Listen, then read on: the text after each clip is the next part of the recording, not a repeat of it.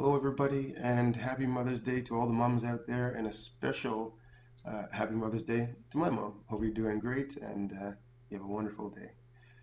So, in this spirit of Mother's Day, and it is also Mental Health Month for Men, I want to take this on in a very, um, let's say, feminine kind of power way, in the quiet confidence that comes from knowing one's inner self. So I'm going to share a little story with you. One time I was at the mall and I opened up the door just about to walk in, and I noticed this young girl walking right behind me.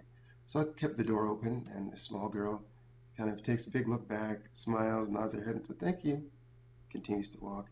And right after that, her mother walked through. And as the mother walked through, tall with confidence, she looks over to me slightly, nods her head, slight smile. Just after her, her mother walks through. And as she's about to pass me going through the door, she turns to the left and looks me straight in the eye and says, "You know what? Your mother raised you right," and then quietly walked through. This to me was a very profound experience. This might have happened like 7 years ago, and I still remember that whole feeling of what that was about. And there was a quiet confidence kind of passed down generation to generation, and each person kind of responded in kind with a thank you and appreciation in their different ways of doing so. And you can see the different expressions as each person walked through the door. Now, I want to kind of take the wisdom of this experience and apply it to men's mental health, as we know that is a rising challenge, and we want to look a little bit deeper into it. But I don't want to look at it just from the kind of logical standpoint or the scientific abstracts. I want to take a look at it in the emotional realm and see how we can really put together a working process to help people through this challenge. Now, I think Grandma would start off with something doesn't come from nothing. So, where does this mental health challenge really come from? Is it something that always existed? Is it expressed differently in 2021? And we'd have to say it is expressed very differently in 2021, and it's affecting younger to all the way up to elderly men. And why is this so? Before we get deeply into that, I think we should kind of figure out, since this is a health thing, where does this lie? How do we figure this out? So, generally, we have three healths, as we already know. We have mental, physical, and emotional health. We like to say that, well, mental health is a challenge, so let's deal with the main guy, the mental health. Uh, it's more likely to say that uh, when the other two healths are neglected, then mental health becomes the focus because we're using our mind to solve all the problems and not relying on the physical or emotional health. Now, we often say, well, you know what, being physical and active is a great way to help boost mental health, confidence, and so on and so forth. Um, this is true, but that's like saying the only important reason to have an orange is because of the vitamin C. There's a lot more to it than that. Although vitamin C is great, although physical activity is great, if we don't put it in context with everything else, we're missing the whole point. And I want to make it extremely clear as an absolute fact that although physical health is great to um, help be proactive and lose weight or feel more confident or release stress or express energy, this is in itself is using fitness for a release valve for pressure. This is not addressing the actual problem. Therefore, we can't say it's a solution and can easily allow somebody to continue down that path and get further along before they seek the appropriate health. I've been in the fitness field for a long time and I've worked with many clients, and generally people come to fitness when they want to uh, create change, not necessarily because they want to become more fit, but they really want to prove to themselves that they're able to overcome something. So they come to fitness, and this is why 95% of people do not make it to their long term goals using fitness in this respect.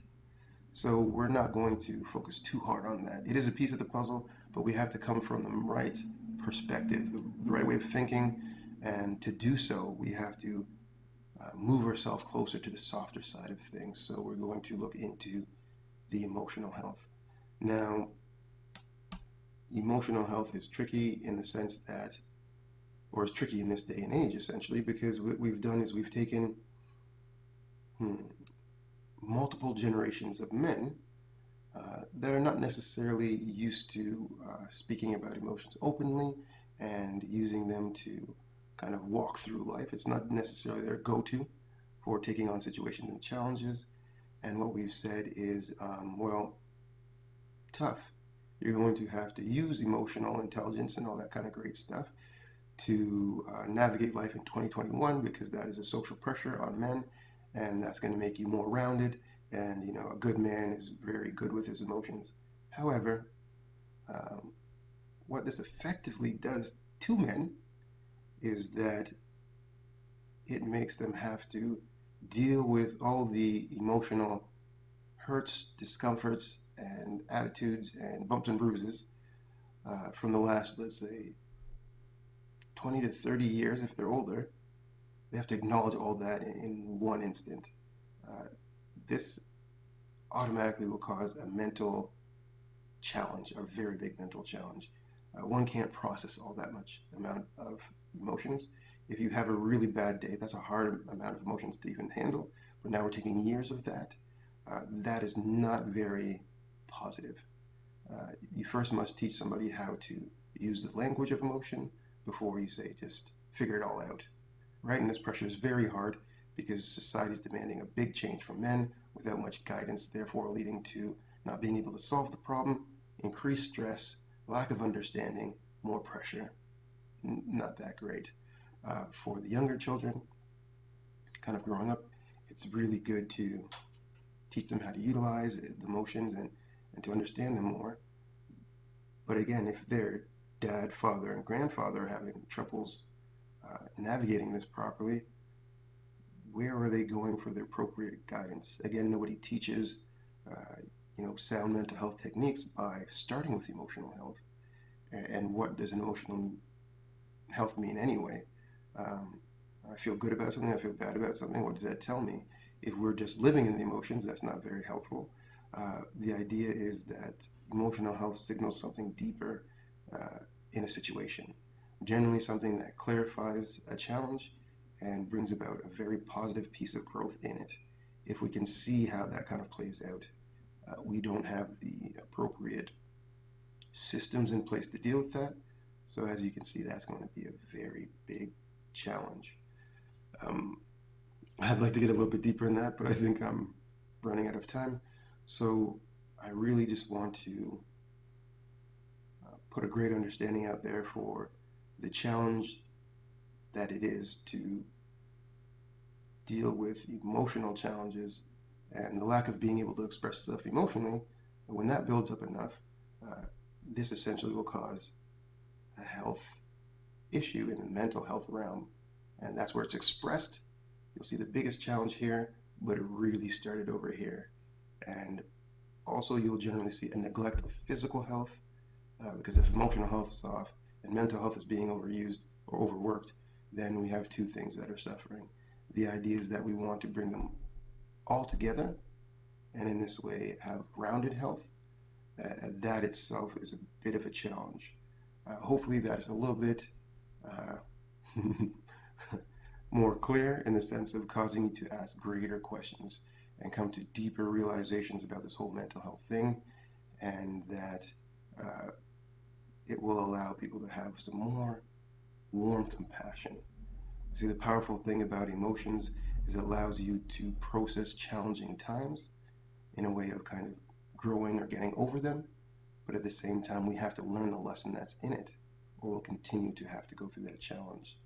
The strength of physical movement or physical action or being grounded helps us move from that emotional state, understand it mentally, and then do an action, improve it, and put it into our character so we grow from that standpoint moving forward. This is, again, a quick outline of a more complete model of what it is to deal with health from a self-care standpoint, and I think in this way, utilizing a softer approach and taking in the wisdom of the feminine and using that for positive health. And this, to be said, this doesn't mean that women don't follow the same challenge and have it equally frustrating way of navigating that whole health thing, but I just wanted to point it out in this respect. Thank you very much for your time. Happy Mother's Day to everybody, and all the best.